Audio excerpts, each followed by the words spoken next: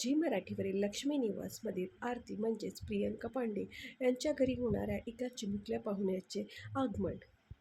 मालिकेमध्ये सध्या आरती पंजाबला गेलेली आहे हे दाखवून तिने ब्रेक घेऊन ती खऱ्या आयुष्यात आपल्या प्रेग्नन्सीचा आनंद घेत आहे.